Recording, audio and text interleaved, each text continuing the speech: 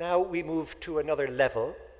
We move to the level of international organization and lobbying.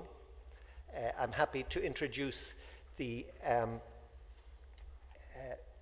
Tomás Insua, the Executive Director of GCCM, the Global Catholic Climate Movement.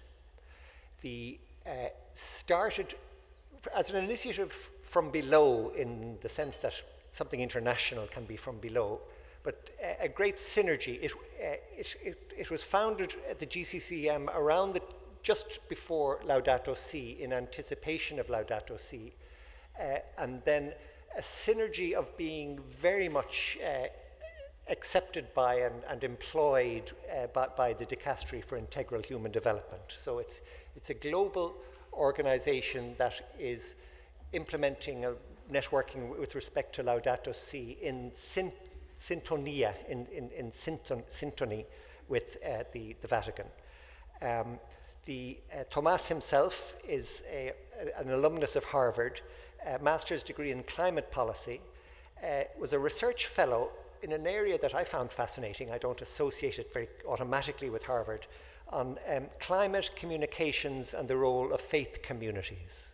So the GCCM integrates 900 Catholic religious organizations. It is organized in different countries in means of circles and chapters, and as I mentioned, is integral to the Catholic Church, and yet is an initiative in some sense from below. So, Tomás, welcome. Thank you. Good afternoon, and thank you for the introduction. Thank you for the invitation. What a joy to share a little bit about the experience of GCCM in the light of this Amazon Synod, this historical moment, this kairos that we're living in the church. So yeah, I was invited to share a little bit about the experience of GCCM, what we do in a nutshell, and how this could maybe shed light of how the Catholic community can respond to these challenges, this invitation from Laudato Si to live an integral ecology. In a nutshell, GCCM, we are at the service of the Church worldwide to turn Laudato Si into action with a strong focus on the climate crisis. And this, of course, I should mention also that we have a few members of GCCM here in the audience from different countries of the globe representing. We have Jackie from Australia, Paolo from Fiji, Pedro from Philippines, etc., etc. Well, of course, Mauricio. We're a truly global network with the goal of working together on the climate crisis. And of course, here in the light of the Amazon Synod, it's worth mentioning that, of course, climate change is very relevant to the conversation inside the Amazon Synod, because as we read in Laudato Si, everything is connected. And we know that the destruction of the Amazon drives climate change, is a driver of climate change, and vice versa. The destruction of the climate change, is driving the destruction of the Amazon as well. For example, we had between 2005 and 2015, we had 3 1 in 100 years droughts, which are driving this, are part of the reason why we have these fires as well, these unprecedented fires. So given this interconnection, let me share a little bit about the work we're doing. So GCCM was born in 2015, as was just mentioned, right before Laudato Si was published, knowing that the encyclical was coming and this was a relatively new issue for the church. The idea was to help the church deal with Laudato Si, but also with an eye on the COP21 summit that came about with the Paris Climate Agreement. 2015 was this big year that was the motivation to launch GCCM.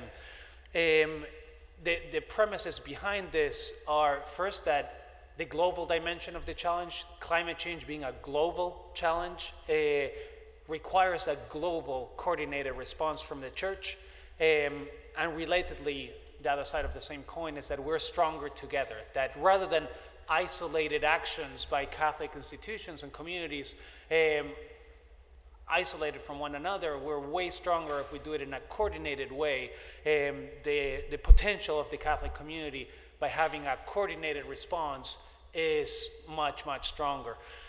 So in a nutshell, we're a global network, as was mentioned, 900 Catholic institutions of all sorts, and a larger grassroots networks with a couple thousand Laudato Si animators in the grassroots that are supported and empowered to take action on this crisis.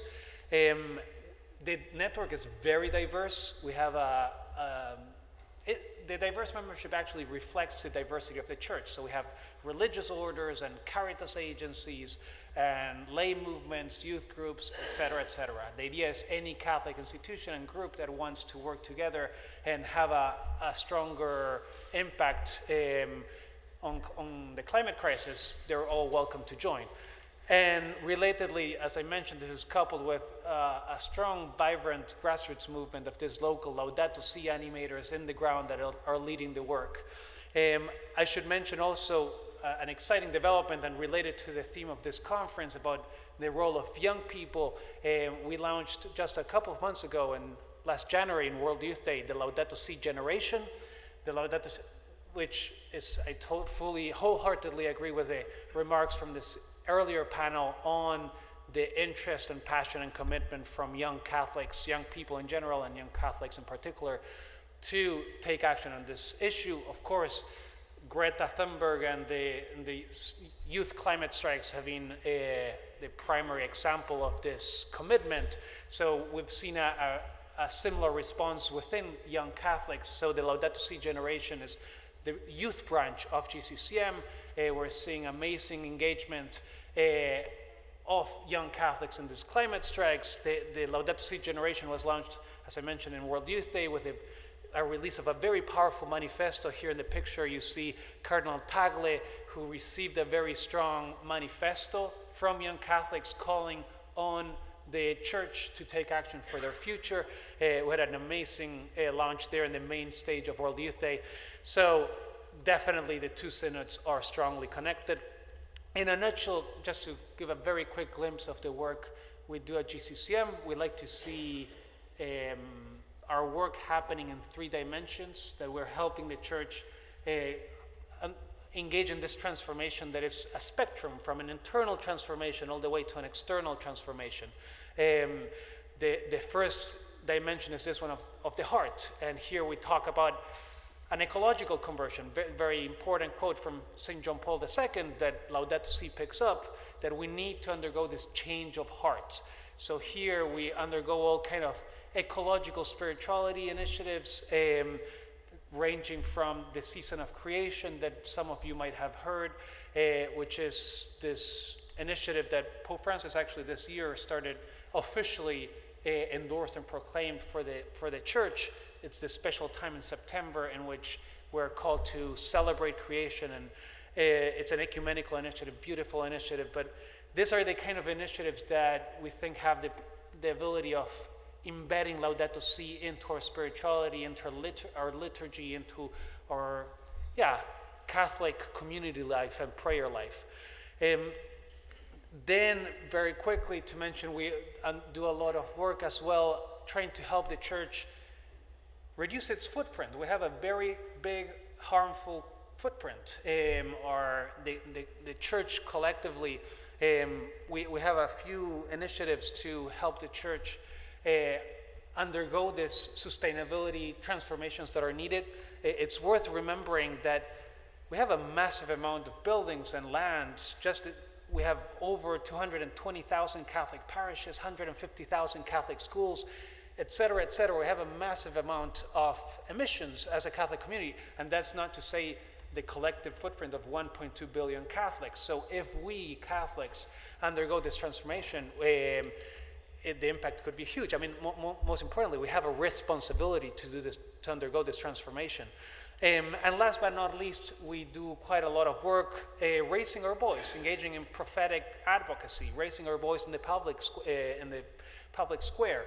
So here, trying to, on one side, we just spoke about the climate strikes, trying to get not only young Catholics, but Catholics from all ages to go out to the streets and demonstrate and raise our voice, putting pressure on governments, but also doing more higher level, if you want, advocacy initiatives, trying to engage the institutional church to raise a strong voice in the debate around the Paris Climate Agreement. Then we have a very strong fossil fuel divestment campaign, which is taking a stance against the fossil fuel industry, so much more political, which we think is needed. That's what, it's not only about the church transforming itself and we Catholics being greener and being nicer, we have to change the structures out there. We know that it's not enough for us to change. We need the larger systems and the larger system and structures to change as well. So, sorry I went so quickly, but we have only 10 minutes. The idea was to give a quick glimpse, hopefully with the intention of illustrating what the church can do in this area, in this challenge of integral ecology. And just as closing words, always useful to be reminded in the words of Greta that our house is on fire. We've seen the Amazon on fire in shocking ways and scale. The urgency couldn't be greater. So we look forward to working. We know we're all in this together, in this journey together to undergo this ecological conversion. And I also want to stress and conclude with this nice quote from Laudato Si, that we know that things can change. We know that death that Mauricio described in the Amazon that we're seeing, and we're seeing at a planetary scale as well, can be overcome. As Christians, we're people of hope. We know that the cross is followed by resurrection. We know that death is followed by life.